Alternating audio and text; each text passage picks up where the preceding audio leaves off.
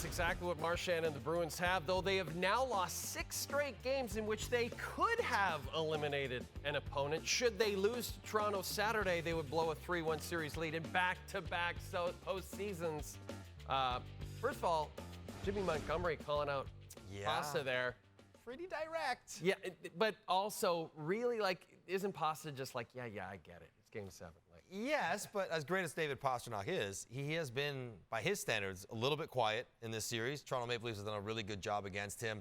Largely John Tavares and his line, which you don't think of being a really good defensive line, but they have done the job. So the fear is he's good enough. If he does wake up, he can be a difference maker and win a game on his own, and that's what Jim Montgomery's hoping for. But Montgomery in general, the last few days, has been a little ornery, a little bit on edge, even though the Bruins were, in theory, in control of the series. He's trying to push his team to get them to respond.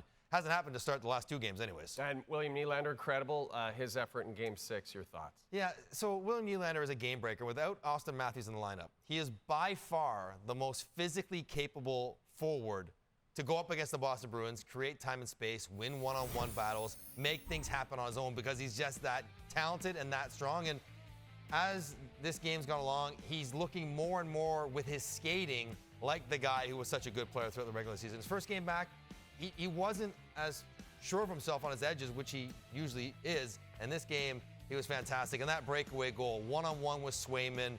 Swayman's had the number of all the Maple Leafs for the entire season. Yeah. And that turns out to be the game-winning goal. But it's a massive goal for him, the building. It's amazing how big that was, in the hindsight. End. Yes. Well, I mean, the entire second half of that game, once they scored the first goal, they were just trying to find a little cushion. Yeah. Give us one more so we can breathe, a little margin of error, and they got it with that goal. It was tremendous, but good defensive plays.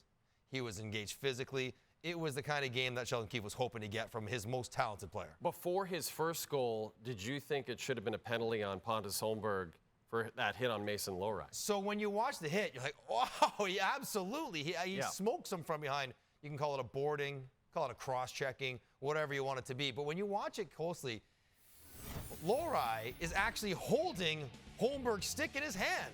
And the reason why he doesn't get his hands up to protect himself is because he's got his hand behind his back holding Holmberg's stick. I'm not saying that's not a penalty, but if you want to call it by the book, then call the boarding, then call the holding the stick. It would be a matching minors. That's why it was so awkward, because Holmberg was shoving Lohrei. Lohrei got the stick behind lost his balance and went in awkwardly. It looked worse than it was, and if you're going to be just by the rules, it probably would be coincidental minors. Remember when I was asking you guys if Jeremy Swayman was in Toronto's heads? Is Joseph Woll in Boston's heads? Here's my answer for you. He's not in Boston's heads, but he's in his teammates' heads. And that's where he wants to be. He's got his teammates believing in what he can do. And that is so huge when you have a goalie that you think is as good or better than the guy at the other end. When you have a goalie that you believe will clean up the messes that, inevitably somebody will make and give you a chance to win, make all the saves he's supposed to make, and then some, that's a great place to be for a team. That's where Toronto is right now. I don't think Boston is thinking we got to shoot perfect against Joseph Woll. They're having a hard time getting in the front of the net, and when they get there, he's doing everything he has to do. But I think the belief that he gives his own team is what has developed over the last couple games. And really, his entire run, which is pretty short in the playoffs in his career, he has great, great numbers. So you'd love the idea if we're going to Game 7, our goalie's on form, as good as the other guy, and can rise to the occasion. Joseph Woll looks like he can do all that.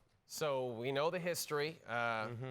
Toronto being down 3-1, 2013, 2018, force a Game 7, lose that Game 7. How do they prevent that from happening on Saturday night? They take the same script they used in Games 5 and 6, which is the start. Controlling play in the early part of the game, taking the crowd out of it best you can, ideally playing with a lead a little bit where you can build in that comfort zone, and let the Bruins feel some of the pressure that the Maple Leafs will also feel. They got to be feeling it. They're on the verge of losing 3-1 series leads 2 years in a row, and that's not happened, I don't think, ever. So, you got to having that good start. Now, if you get down early, the crowd gets roaring, that's going to be a challenging atmosphere to win a Game 7 in. But you get the same start you had in Game 5 and 6, they have a very good chance to win Game 7. I had our stats guy Hound Dog look up the last time the Leafs won a Game 7, 2004 against the Sens. The pesky Sens. There were only the Sens to play against because they seemed to get the results when they needed against those guys 20 years ago. Mike, you're the best. Thanks for this. Joseph Woll, the first goalie in NHL history to register his first 3 playoff wins, all in elimination games.